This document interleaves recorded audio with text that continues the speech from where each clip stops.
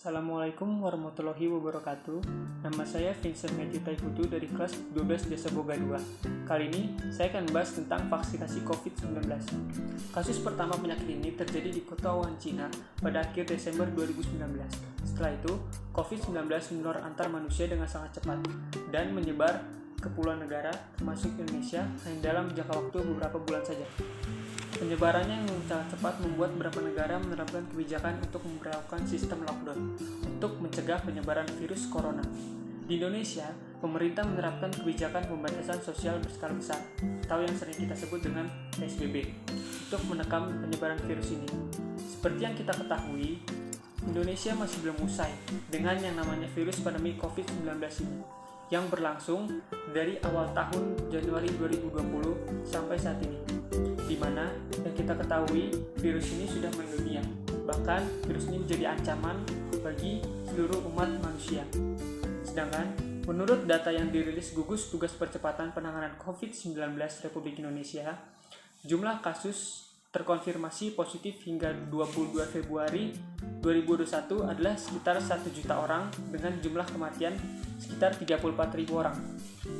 Dari kedua angka ini dapat disimpulkan bahwa case fatality rate atau tingkat kematian yang disebabkan oleh virus pandemi COVID-19 di Indonesia adalah sekitar 2,7%. Case fatality rate adalah persentase jumlah kematian dari seluruh jumlah positif COVID-19 yang sudah terkonfirmasi dan sudah dilaporkan. Sedangkan vaksinasi COVID-19 telah dimulai. Presiden Jokowi menjadi orang pertama yang divaksinasi menggunakan vaksin Sinovac. Badan Pengawas Obat dan Makanan atau BPOM serta Emergency Use Authorization atau EUA telah memberikan izin atas penggunaan vaksin Sinovac ini. Masih ada masyarakat yang merasa ragu tentang keamanan serta halal atau tidaknya vaksin ini. Vaksin Sinovac dengan jumlah dosis 1,2 juta yang sudah tiba di Indonesia pada 6 Desember 2020 lalu. Masih ada 1,8 juta dosis yang rencananya akan dikirim ke Indonesia pada Januari 2021 mendatang. Kemudian, pemerintah Indonesia juga sudah melakukan banyak pemesanan sebesar 122,5 juta dosis yang kemungkinan akan tiba di Indonesia bertahap dan akan baru selesai pada Januari 2022 mendatang.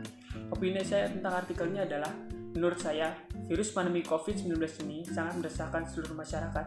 Seperti yang kita ketahui, banyak sekali orang-orang yang terkena dampak dari virus ini. Contohnya adalah banyak sekali karyawan atau pegawai yang di-PHK oleh perusahaannya akibat COVID-19 ini, dan mereka sehingga tidak dapat bekerja lagi.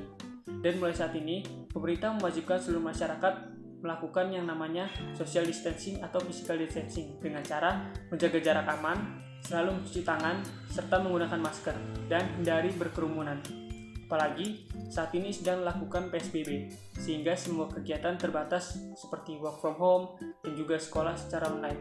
Tapi menurut saya, dilakukannya PJJ masih kurang efektif karena masih banyak juga siswa atau karyawan yang terkendala dengan permasalahan internet atau wifi. Dan juga yang bisa saya ambil dari artikel di atas yaitu banyaknya tingkat kematian yang muncul karena wabah COVID-19 ini.